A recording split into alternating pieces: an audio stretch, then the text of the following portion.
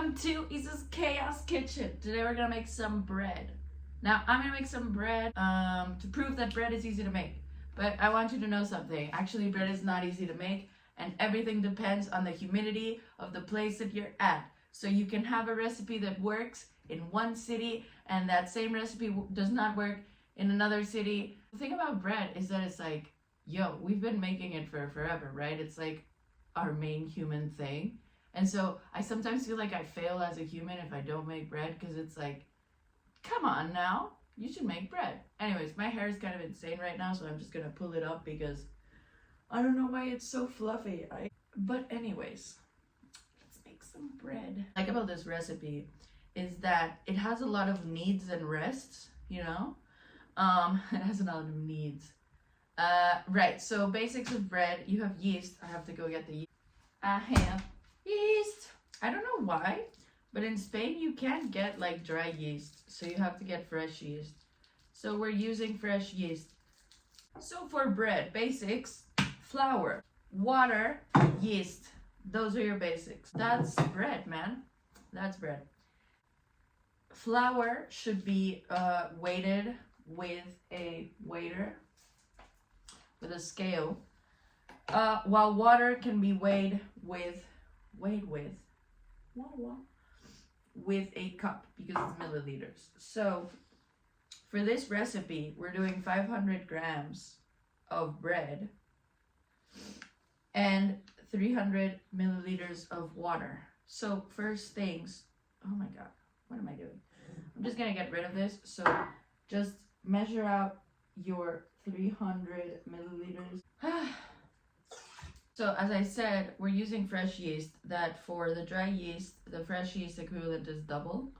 So the recipe I was making asked for 10, and this is 25, so I'm just adding 5 grams more because nothing matters, you know? I'm not gonna like take away 5 grams, that's stupid. Ooh, this is so weird. Ah, what the fuck? Okay, so you need to dissolve the yeast in the water. So while the yeast is dissolving in the water, you should measure out your flour. Now flour, you do need to measure it with a scale, because cups are made for liquids, so you can't directly do millimeter to gram. You can use any type of flour, just the normal one. I have a theory that they're lying to you, because I went to buy flour the other day and one was like special for cookies, and the other one was like special for like lemon cake, you know, that type of cake.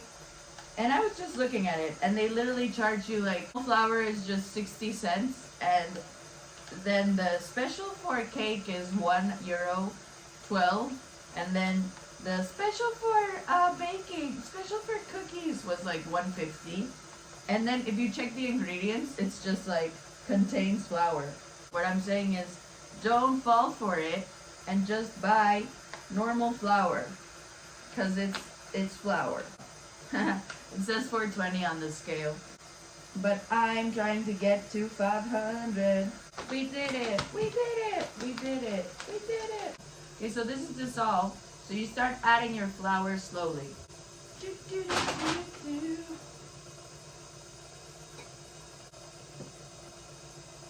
Oh god.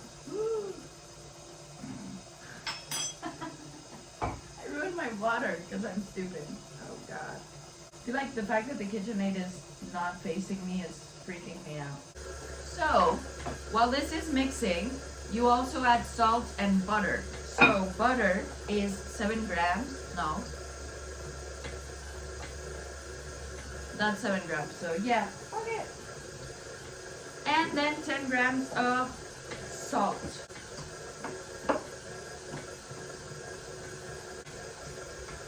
Grams of salt.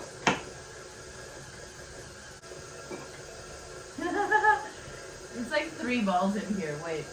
Wait. It's like 2 balls in here. Okay.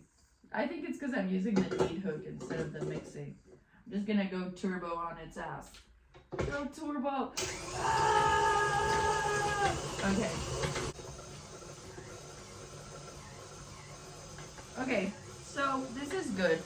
You know that the dough is ready because like when it's mixing, it kind of has legs, like it pulls, you know, it has elasticity.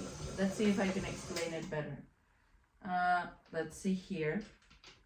See, this is like pulling, you know, means it has elasticity. So your dough should be like a ball and kind of wet, right? As you see it. You can see it here that it kind of has elasticity. It moves slowly, but it kind of sticks and it's starting to create these like lines. So then you know that your dough is ready to go. This recipe, it's like you mix it for 10 minutes, we just did. And now you need a cloth, a wet cloth. So get a cloth and dampen it because you have to be covering this a lot. Cover and 5 minutes later. rest. Now knead for 5 minutes. So you're supposed to knead by hand, but I'm lazy. And what is the point of a knead hook if you don't use it? So use that. So put it low. Knead. Knead. You can knead by hand, but I get tired and my wrist is still weird. So, you know, that's how you do it. But yeah. 5 minutes later. Now, look, it's getting more elastic. Now, you rest for 15 minutes. Ta-da. 15 minutes later. Okay, now knead for 5 minutes. 5 minutes later.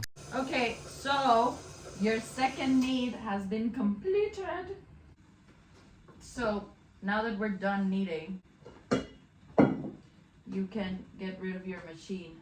So now you do your bulk rising. So with bulk rising, you're supposed to have your bread be twice the size of what it was. So what's happening now is that the yeast is alive, right? So basically it starts farting. Like the yeast is alive, so they eat sugar and they fart. They fart. And so that's why bread gets bigger. That's what's happening in bread. It's yeast farts. But most breads ask for 45 minutes to an hour. Now, as I said, the bulk rising is it depends on the humidity of where you live. My parents live in a place with a lot of humidity, so there the rising will happen in 30 minutes, right? So drier climate, it will happen in an hour. So here, so this isn't right now the size of your bread. So you need to be looking at it and you bake it when it's doubled in size. So you will see it. Hour later. So I actually left this fermenting, but as you see, it's doubled in size. Oh my God. Is this alive? And you can tell that, like, see, it's starting to be bready. Now we proceed to the shaping and the baking. A great way to make some great bread is with a Dutch oven. So preheat your oven to 220 degrees Celsius. And now you have to shape your dough. I always hate this part because I feel like I lose a lot of the air that I got in there. But wait, I need flour for this. So this bread is so funny because I feel like it's really easy to make. It's really quick and simple. And so one time I had this Thanksgiving dinner that I made at my house, and it was the first time that I made turkey, and I did everything. Like, I was 4 hours making that turkey, and then I did the green beans, and I did the, look at these little stripes of bread. Isn't it beautiful? It's alive. Anyways, in Spain, you can't get turkey in the supermarket like you do in the US or in Mexico. You have to order it from like a traditional market. So I had to confirm how many of my friends were coming, and like you have to do it by grams. So my mom was like, do 100 grams per person. So I had to order a 32 kilo bird. It was a whole thing, right? And I like talked to my mom, talked to the old ladies at the market, because I love talking to old ladies at the market because I'm someone who, even as a child, has loved old lady activities like cooking and baking and sewing and shit. And I love going to the marketplace because when you talk to marketplace people, they give you like tips. And I got tips from the old ladies and from my mom, and I was super excited. I was cooking all day, and just last hour I did the bread. And then my friends came over and all they could fucking talk about was my bread. And I was like, this is literally the thing that least amount of time I spent on. And they were like, oh, this bread is amazing. And I was like, talk about the turkey. Talk about the green beans. Okay, I hate shaping bread, but you're supposed to like do something like this. Now, last time I made this bread, I was at my parents' house. And as I said, they live in a place with a lot of humidity. So this little bread got stuck to the Dutch oven. So what we're gonna do is we're gonna get baking paper, just in case.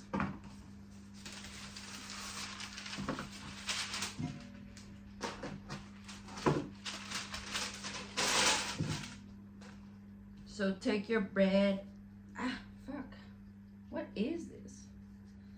See, this is why I hate making bread, because I feel like I'm terrible at it. I failed as a human. How could I not make bread? So,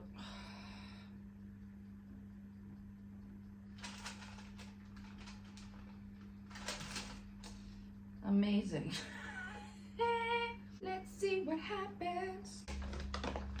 Okay, so sprinkle with a bit of flour on top. I think so, I have no clue. And then you take a knife and you do like a stripe and another stripe. Although, whatever. Into the oven for 45 minutes.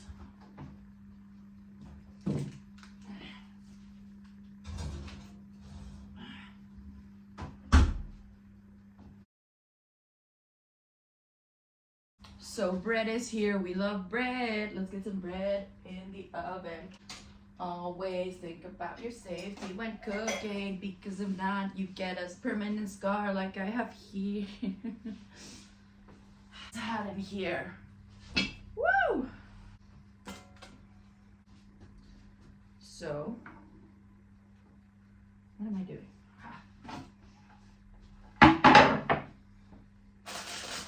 Look at this, baby.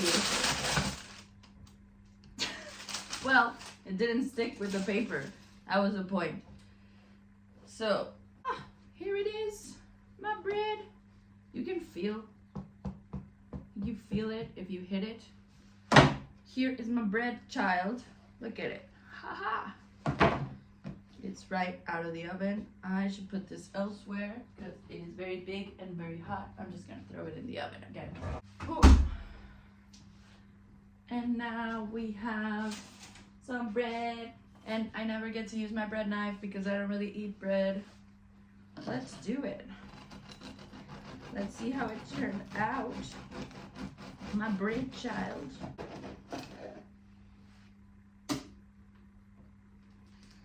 Ooh, this is hot because it's releasing all of the vapor it had inside it. Oh, hello. Hello. Hello, bread. Look at my bread. Look at my bread. Like, very easy bread. Let's try it. Let's try it a little bit. Almost died right there.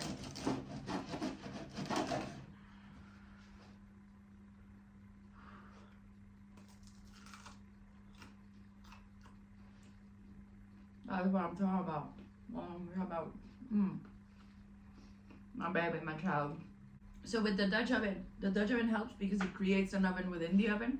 So that's why it makes it so it has like a hard exterior and like a very moist inside. So now that you know how to make bread, you know you can make a lot of recipes that call for bread. Let's look at some now.